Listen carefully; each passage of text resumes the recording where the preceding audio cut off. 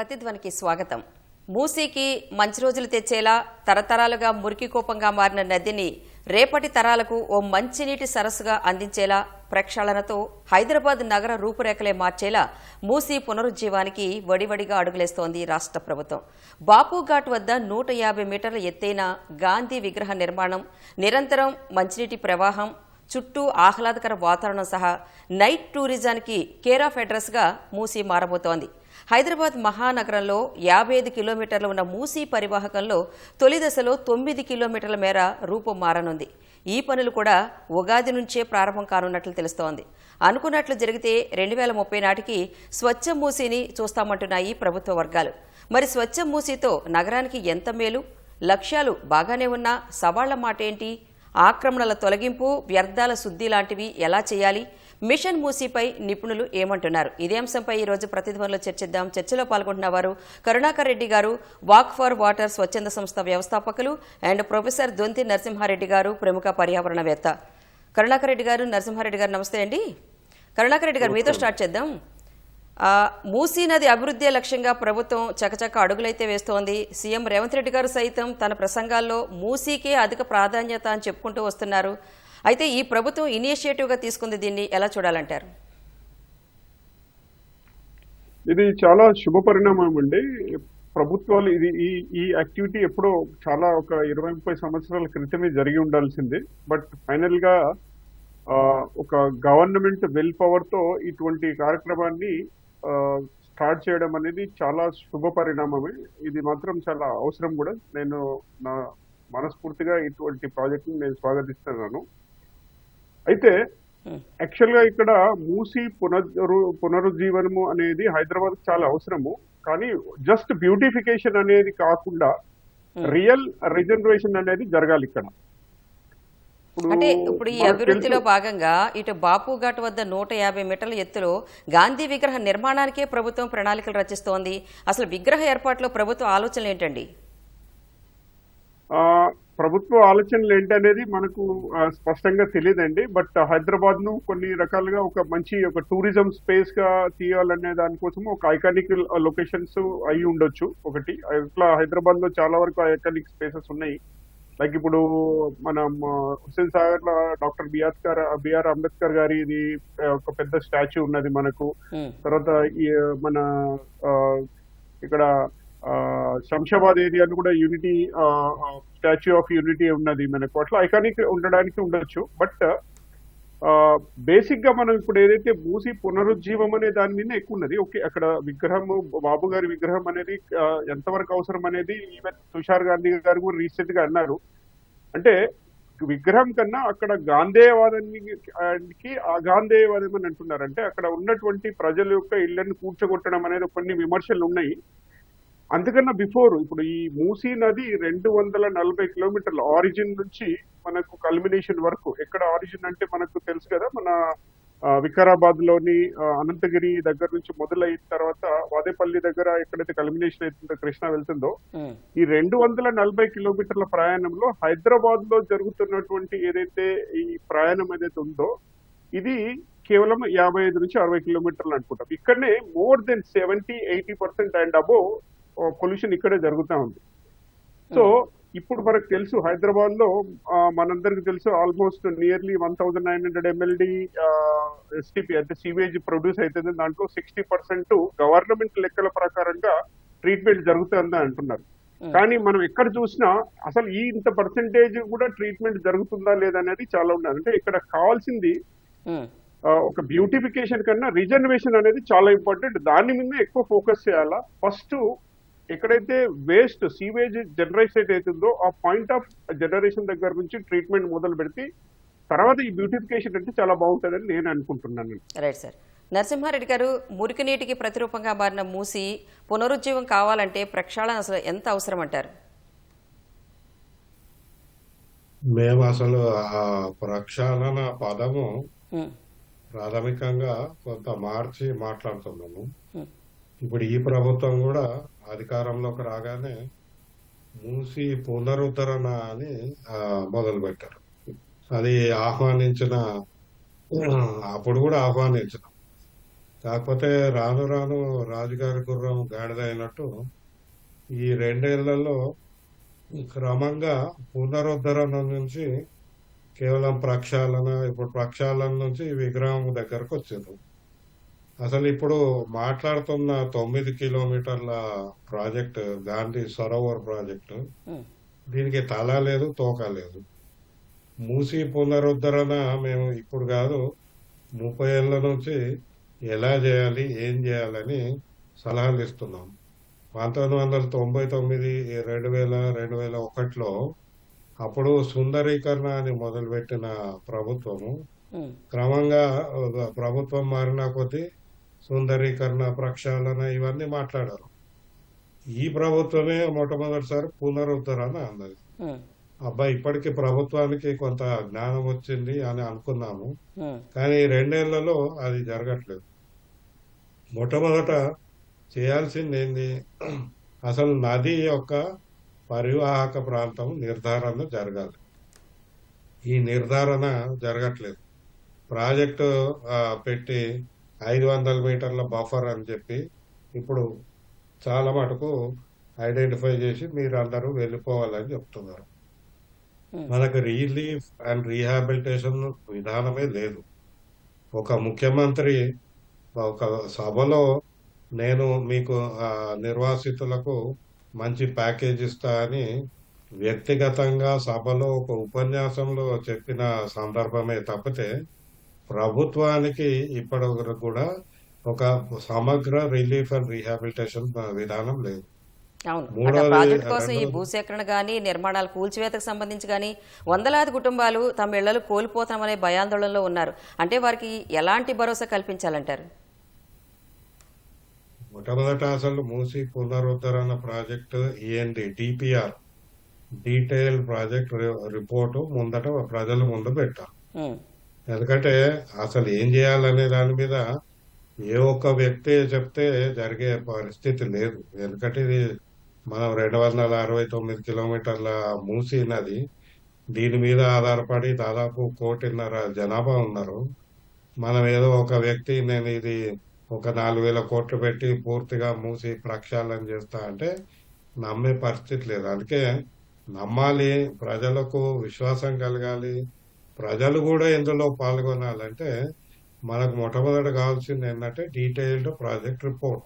ఉమ్, ఆ రిపోర్ట్ తయారు చేసి ప్రజల ముందు పెడితే ప్రజలు ఇది ఇది ఎందుకు చేస్తారు, ఈ లక్ష్యం ఏంటి, దీంట్లో ఉండే పనులు ఏంటి, కార్యక్రమాలు ఏంటి అని అర్థం చేసుకుంటే అప్పుడు సహకరించే అవకాశం ఉంటుంది. ఇప్పుడు అది ఏమీ లేదు.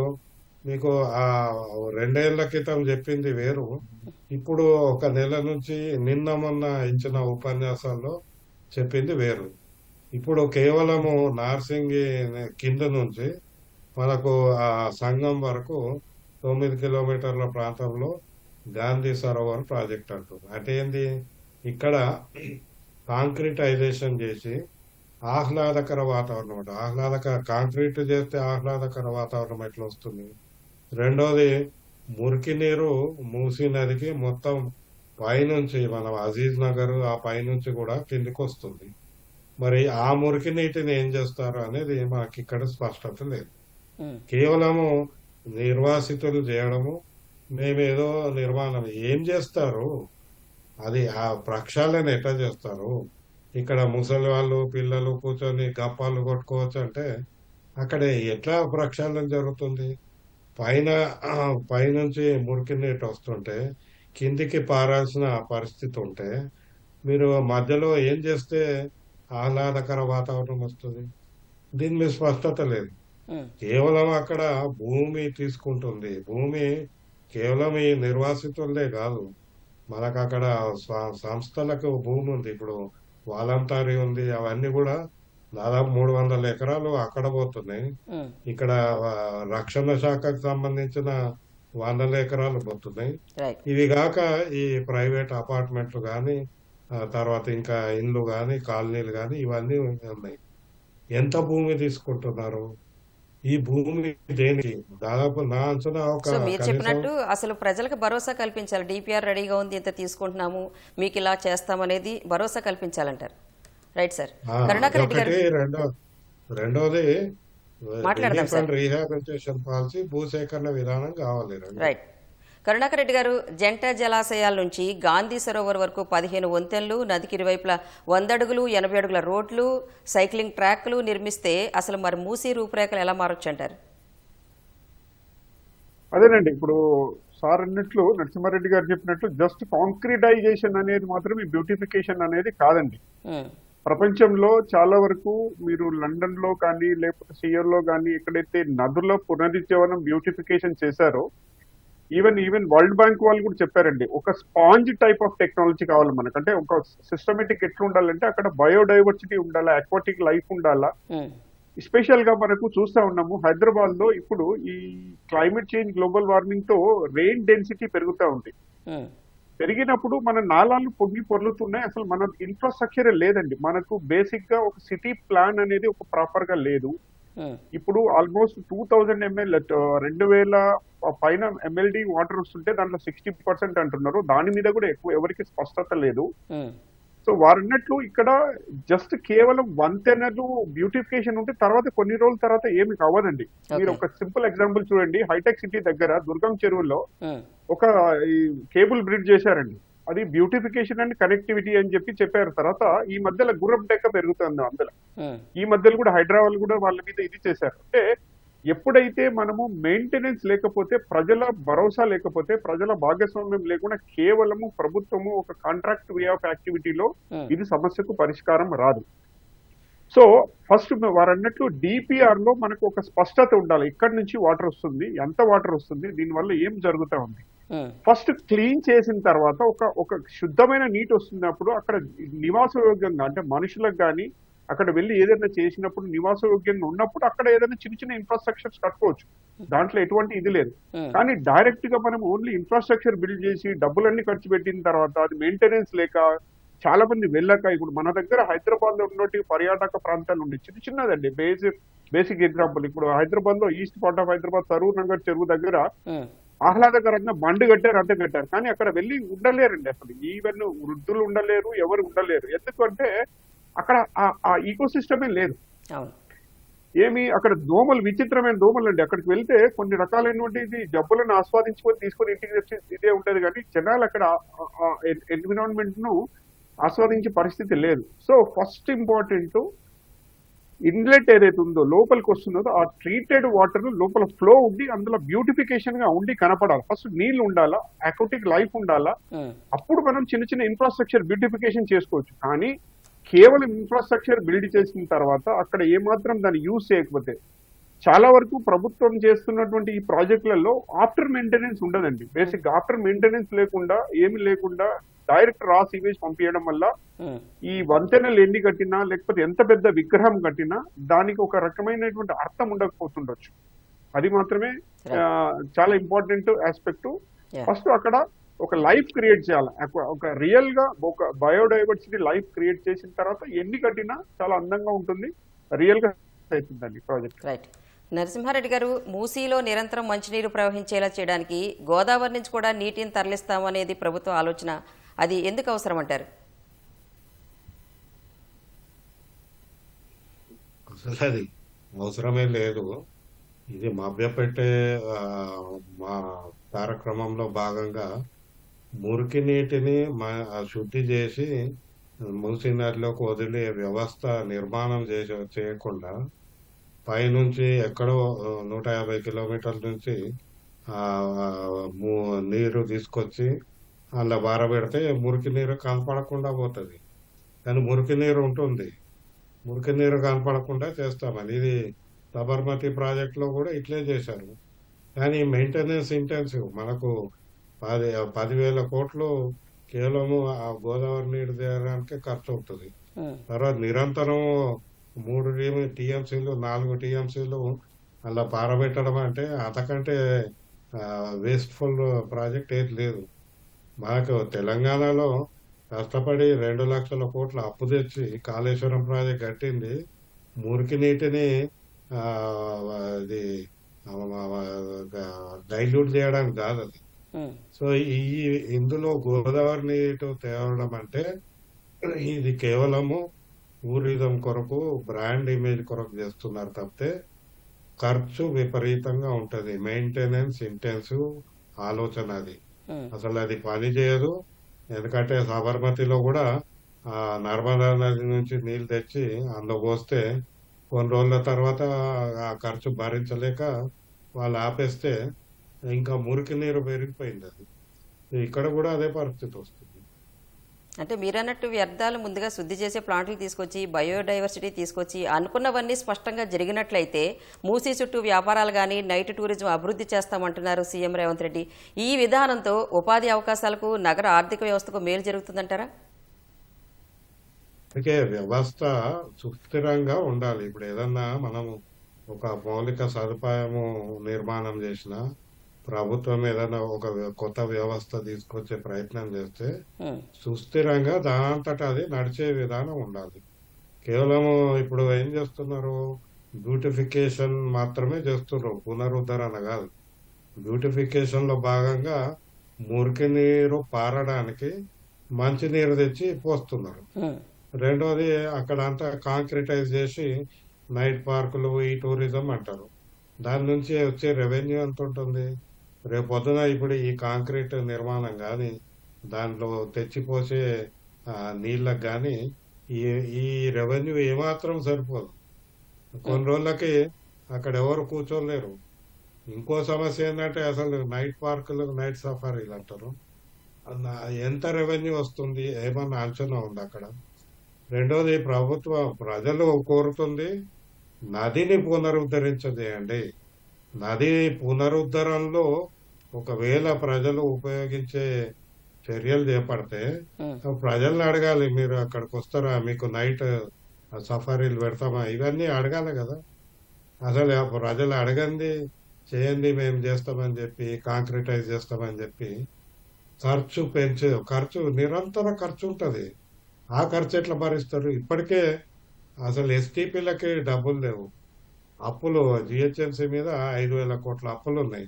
ఉమ్, అప్పులు మేము కట్టలేము అంటే రాష్ట్ర ప్రభుత్వం నేను కడతా అంటుంది.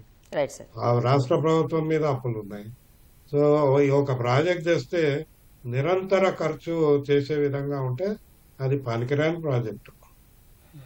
Right sir. కరుణాకర్ రెడ్డి గారు, హైదరాబాద్లో 55 కిలోమీటర్ల సుదీర్ఘంగా ప్రయాణించే మూసీలో మొదటగా 9 కిలోమీటర్ల ప్రక్షాళన అంటోంది ప్రభుత్వం. అంటే మొత్తం ఎన్ని ఫేజుల్లో ఈ ప్రాజెక్ట్ చేపడుతున్నారండి?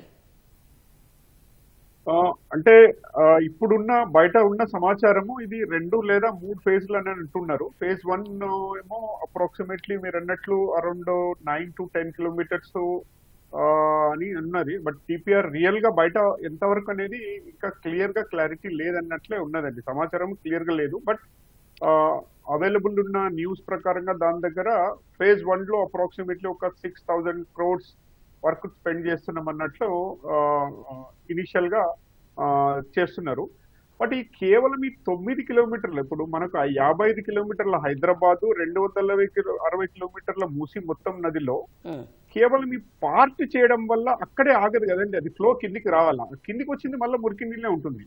ఉమ్, సో ఇనీషియల్ గా అదే ఇక్కడ ఏదైతే గాంధీ సరోవర్ ప్రాజెక్ట్ ఏదైతే అంటున్నారో అక్కడ 6,500 కోట్ల రూపాయలు ఖర్చు పెట్టి దీన్ని ఓన్లీ ఫేజ్ 1 లో చేయడము, మళ్ళీ ఫేజ్ 1 చేయగానే ఇప్పటికి ఆల్రెడీ 2.5 సంవత్సరాలు అయిపోయింది. మళ్ళీ ఎలక్షన్ల తర్వాత ఏం జరుగుతుందో తెలియదు. ఇటువంటి పరిస్థితులలో first stabilization with people movement, అంటే ఆ మూసీ పరివాహక ప్రాంతంలో నివసిస్తున్న ప్రతి ఒక్క ప్రజలను అందరినీ దీంట్లో భాగస్వామ్యం చేసి ఫస్ట్ మూసీని క్లీన్ అండ్ నీట్ గా చూడడానికి ప్రాపర్ గా ఉమ్, చేయడం వల్ల ఈ ఎన్ని డబ్బులలో కేవలం 10% ఖర్చు పెడితే వాట్ ఎవర్ ఇప్పుడు ఏదైతే ఫండ్ ఇది క్యాపిటల్ ఇన్వెస్ట్మెంట్ చేస్తుందో ఈ క్యాపిటల్ ఇన్వెస్ట్మెంట్ లో కేవలం 10% పెడితే కూడా అనుకున్న దానికన్నా ఎక్కువ ప్రయోజనం చేయొచ్చు. ఎప్పుడు people participation, local residence welfare associations అనుకోండి, లేకపోతే అపార్ట్మెంట్ వాళ్ళని అనుకోండి, ఎక్కడెక్కడైతే ఈ వేస్ట్ జనరేషన్ జరుగుతూ ఉందో ఈ పర్టికులర్ వేస్ట్ జనరేషన్ ను జరగకుండా అక్కడనే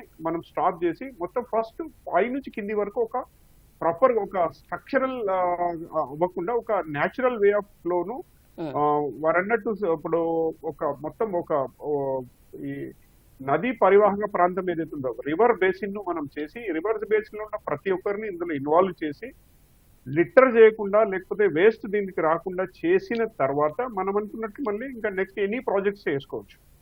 అప్పుడు మాత్రమే దీంట్లో సస్టైనబిలిటీ ఉంటుంది. లేకపోతే వారు అన్నట్లు ఇది కేవలము capital intensive and operational intensive ఉంటుంది. అక్కడ జనాలు ఎవరు రారు. ఇప్పుడు వరకు మన దేశంలో కానీ మన రాష్ట్రంలో కానీ ఒక మంచి సక్సెస్ఫుల్ ఒక రీట్రీట్ ఏరియా ఎక్కడైనా ఉందంటే లేదండి. ఇక్కడ రియల్ గా ఒక మంచి retreat area, even tank bund ఏరియాలో మీరు ఎప్పుడైనా వెళ్తే ఈ టైంలో వెళ్తే మీకు దోమలతో అసలు ఉండలేరండి. చాలా వరకు అది ఒక ఆహ్లాదకమైన ప్లేస్ కానే కాదు. అట్లే చాలా ట్యాంకులు నాలాలు ఉన్నాయి. వీటిని కూడా మనము కంప్లీట్ గా ఇది చేసిన తర్వాతనే ఆ మూసీ వరకు వెళ్తే బాగుంటుంది అనమాట. ఎందుకంటే ఇవన్నీ నర్వ్స్ అనమాట, ఇవన్నీ వేల్స్ లాగా వెళ్ళి మూసిలో కదులుతున్నాయి. వీటిని ఫస్ట్ మనం ప్రక్షాళన చేయాలి. తర్వాత హైదరాబాద్ లో యావరేజ్ గా యాన్యువల్ గా 850 మిల్లీమీటర్ల రెయిన్ఫాల్ అవుతుంది కదండి. ఇంత రెయిన్ఫాల్ అయిన తర్వాత 94+% రన్ ఆఫ్ అవుతుంది. వీనిది ప్రాపర్ గా మనము స్ట్రక్చరల్ గా రెయిన్ వాటర్ హార్వెస్టింగ్ లేకుండా ఎంతో ఇప్పుడు వాల్యుబుల్ వాటర్ ఏదైతే ఉందో మనం ఇక్కడ నుంచి కాళేశ్వరం అనుకోండి, లేకపోతే ఒక కృష్ణా నుంచి తీసుకొచ్చిన నీళ్లను ఈ మురికి నీటిని శుద్ధి చేయడానికి కష్టం అండి. ఇప్పుడు మనమే మాట్లాడుతున్నాం, ఎవరైతే హౌస్ పైప్ పెట్టి ఇంట్లో కార్లు కడిగినా లేకపోతే ముందలు ఏమైనా వాష్ చేసినా కూడా మనం పెనాల్టీ వేస్తున్నాం. మరి ఇట్లాంటి చిన్న చిన్న పెనాల్టీలు వేసిన వాళ్ళము ఒకవేళ ఒక నదిని క్లీన్ చేయడానికి అంత పెద్ద వాటర్ తీసుకురావడం అనేది ఇట్ ఈస్ హైలీ ఎక్స్పెన్సివ్ అండి. It is not sustainability, environmental sustainability కాదు, ప్లస్ ఇకలాజికల్లీ కూడా it is not right way for the future activities అనమాట. సో ఇప్పుడు మనం ఏదైతే ఈ phase 1 లో చేస్తున్న ఐడియాని కూడా కేవలం గవర్నమెంట్ దీన్ని అవేర్నెస్ మీద కొంచెం తీసుకొని 2030 లోపల ఇది కవ్వడం అనేది కష్టం అండి. అంటే ఇప్పుడు మనం ఆల్రెడీ 2026లో ఉన్నాం. 3 సంవత్సరాలలో ఇది ఒక ప్రాజెక్ట్ కాదండి, ఇది ఒక సిస్టమ్ ను బిల్డ్ చేయాలంటే అట్లీస్ట్ మినిమం 15-20 ఇయర్స్ అవుతుందండి. అంత లోపల జస్ట్ 2 సంవత్సరాల్లో ఒక ప్రాజెక్ట్ కట్టి వదిలిపెట్టడం అనేది పాసిబిలిటీ అనేది లేదు. ఇది ఎప్పటివరకు కూడా సాధ్యం కాదు. Right sir. నరసింహారెడ్డి గారు, హైదరాబాద్ వరదలకి మూసీ ప్రక్షాళన పరిష్కారం చూపుతుంది అని సీఎం రేవంత్ రెడ్డి అన్నారు. అది సాధ్యమేనంటారా? వరద సమస్యలకు నిజంగా అది చెక్ పెడుతుందని భావించవచ్చా? హైదరాబాద్ లో వరదలకు పరిష్కారం మూసి పునరుద్ధరణ చేస్తే అప్పుడు పరిష్కారం లభిస్తుంది. మూసి ప్రక్షాళన వల్ల జరగదు. మూసి సుందరీకరణ వల్ల కూడా వరదలు తగ్గవు కదా, ఇంకా పెరుగుతాయి. ఇప్పుడు ఈ 9 కిలోమీటర్ల దూరంలోనే ఇప్పుడు నార్సింగి దగ్గర చోక్ పాయింట్ ఉందండి. పోయిన వర్షాలకు అక్కడ 2 ఇల్లీగల్ నిర్మాణాలు ఉన్నాయి పైన, ఆ బఫర్ జోన్ లోనే ఉన్నాయి. తర్వాత ఆ వంతెన కట్టారు. ఆ వంతెన కట్టిన తీరు ఎట్లుందంటే మూసీ నది ఒక నాలా అన్నట్టే కట్టారు, నది కాదు. అంటే నదిని ఒక నాలా చేస్తూ 15 వంతెనలు, సైకిల్ ట్రాక్లు, రోడ్లు ఇవన్నీ చేసి ఒక నాలా చేసి దీని ద్వారా వరద నివారణ జరుగుతుంది అంటే అది సాధ్యం కాదు. అది ఇంకా వరదలు పెరుగుతాయి. అయితే నరసింహారెడ్డి గారు, ప్రపంచంలో అనేక పెద్ద నగరాల మధ్యలో నుంచి ప్రవహించే నదులు ఆయా దేశాల అభివృద్ధికి దారి చూపాయి. గట్టిగా తలుచుకుంటే హైదరాబాద్ నగర అభివృద్ధిలో మూసీని భాగం చేయలేమంటారా? మూసీని భాగం చేయొచ్చు ప్రభుత్వం. అందుకే అంటున్నా 2 ఏళ్ల కిందట చెప్పిన పునరుద్ధరణ ప్రాజెక్టు లక్ష్యాలు ఇప్పుడు లండన్ థేమ్స్ నది చూసి వచ్చారు మన వాళ్ళు. తర్వాత సౌత్ కొరియా అక్కడ పోయి చూసి వచ్చారు. మనకు రివర్ ఫ్రంట్ ప్రాజెక్టులు చాలా ఉన్నాయి, అనుభవాలు ఉన్నాయి. మనం ఒక కొత్త పునరుద్ధరణ ప్రాజెక్టు చేయండి, అందులో ఆలోచన విధానం మారాలి. కేవలం బ్యూటిఫికేషన్ అని అంటే అది సరిపోదు. హైదరాబాద్ అభివృద్ధిలో మూసీ నది ఇప్పటికే ఒక భాగము. దీన్ని ఒక ప్రక్షాళన చేసిన నది, ఒక సుందర నది, ఒక స్వచ్ఛమైన నది కావాలంటే ఇంకా విస్తృతమైన ఆలోచన చేయాలి. ప్రభుత్వము కేవలం బ్రాండ్ ఇమేజ్ కొరకు ప్రాజెక్టుల కొరకు చేస్తున్న పరిస్థితి కనపడుతుంది. Right sir. కరుణాకర్ రెడ్డి గారు, మూసీ ప్రక్షాళనకి ముందుగా చేయాల్సింది వ్యర్థాల అడ్డుకట్ట. అది మరి సాధ్యమేనంటారా? దాంతోపాటు 50 మురుగునీటి శుద్ధి ప్లాంట్ల సామర్థ్యం భవిష్యత్ అవసరాలు సరిపోతుందా? సరిపోదండి. ఇప్పుడు హైదరాబాదు చాలా వరకు మనకు ర్యాపిడ్లీ గ్రోత్ ఉన్న one of the most happening city in the country. దేశంలో ఏదైనా ఉందంటే హైదరాబాద్ మేబీ టాప్ 5-4 లోనే ఉంటుందండి. మనం అంత కనెక్టివిటీ ఉన్నాము, ఈకలాజికల్లీ బాగుంది, మన దగ్గర అన్ని బాగున్నాయి. బట్ ప్రాబ్లం ఏంటంటే ఇదే సేమ్ అన్నమాట. ఇప్పుడున్న మనము ఫ్యూచర్ థింక్ చేస్తున్నామండి, బ్యాక్వర్డ్ థింక్ చేస్తున్నాం. ఇప్పుడు ఇతర అభివృద్ధి దేశాలు ఏం చేస్తున్నాయంటే వాళ్ళు అడ్వాన్స్ థింక్ చేస్తారు.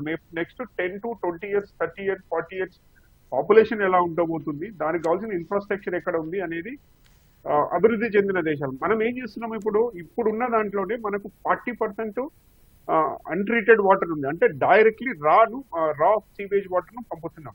రిమైనింగ్ 60% ఏదైతే ట్రీటెడ్ జరుగుతున్నది అంటున్నామో ఆ 60% క్వాలిటీ ఆఫ్ వాటర్ ఎంత వరకు ప్రాపర్ గా ఉన్నది అనేది మనం ఒకసారి చూడాల్సిందే. అంటే మీరు చెప్పిన దాన్ని బట్టి చూస్తే 2030 నాటికి పూర్తి అవడం అనేది సాధ్యమైనది కాదు. బట్ సవాళ్ళని ఎలా అధిగమించాలంటారు? పీపుల్ పార్టిసిపేషన్ ఉండాలండి. ఇది కేవలం గవర్నమెంట్ తోన మాత్రమే అయ్యే పని అవ్వదండి. ఎందుకంటే government have a limited resource అండి. ఇప్పుడు రీసెంట్ గా ముఖ్యమంత్రి గారు అన్నారు, హైదరాబాద్ లో 5,000 ఆటోలు చెత్త తీయడానికి ఇచ్చినా గానీ మన దగ్గర చెత్త ఎత్తడం సాధ్యం అవ్వట్లేదు అని అంటున్నాం. అది వాస్తవం అండి, వారు చెప్పింది వాస్తవం. కానీ ఇక్కడ ఏంటంటే ప్రజలు చెత్తను బయటికి పంపించకుండా ఉండడానికి వాళ్ళకి ఏదైనా ఇన్సెంటివైజ్ చేస్తే, అసలు జనరేషన్ చేయకపోతే ప్రాబ్లమే ఉండదు కదండి. జనరేషన్ చేస్తున్నాము, విచ్చలవిడిగా మనము వేస్ట్ అంటే life style, Hyderabad urban life style పెరుగుతుంది, కెపాసిటీ ఏమంటారు స్పెండింగ్ కెపాసిటీ పెరుగుతుంది, వేస్ట్ జనరేషన్ పెంచుతున్నాము. సో వీటన్నిటితో పాటు తీసుకెళ్లి బయట పడేస్తున్నాము, జనాలను ఎత్తుకుపోమంటున్నాం. వాళ్ళకి వైబిలిటీ ఉంటే it is not a viable. ఇప్పుడు 5,000 ఆటోలు ఎందుకు వాళ్ళు చేస్తలేరంటే ప్రాబబ్లీ వాళ్ళకు అనుకున్నటువంటి ఆదాయం రావట్లేదు కాబట్టి. సో వాళ్ళకి ఆదాయం జనరేట్ చేయాలంటే ఫస్ట్ మనము వాళ్ళకి ఇచ్చే ఇన్కమ్ సోర్స్ అన్న పెంచాలి, లేకపోతే ఇంకేదన్నా చేయాలి. సిమిలర్ గా హైదరాబాద్ లో 44 అంటే ఇక్కడ ఏదైతే గ్రేటర్ హైదరాబాద్ ప్రాంతంలో ఉన్నటువంటి వాటరే చాలా ఇదిగా ఉందన్నమాట. సో అప్పుడు ఎస్టీపీలు 2030కి దానికన్నా ఎక్కువ కెపాసిటీ ఉండాలి. ఏది చేయాలన్నా కూడా ముందుగా నరసింహారెడ్డి గారు చెప్పినట్టు, మీరు చెప్పినట్టుగా ముందు మూసి పర్ఫెక్ట్ గా ప్రక్షాళన అనేది చేయాలి. పునరుద్ధరణ అయితేనే పునరుజ్జీవం అవుతుంది అనేది ప్రభుత్వం ఆలోచించాలంటారు. Right sir, thank you. జీవం చేయాలి ఫస్ట్, దానికి నదికి ఒక జీవం రావాలా, తర్వాత దానికి బ్యూటిఫికేషన్ చేయాలి. కరుణాకర్ రెడ్డి గారు, నరసింహారెడ్డి గారు ప్రతిధ్వని చర్చలో పాల్గొన్నందుకు ధన్యవాదాలండి. ఇది నేటి ప్రతిధ్వని. నమస్తే.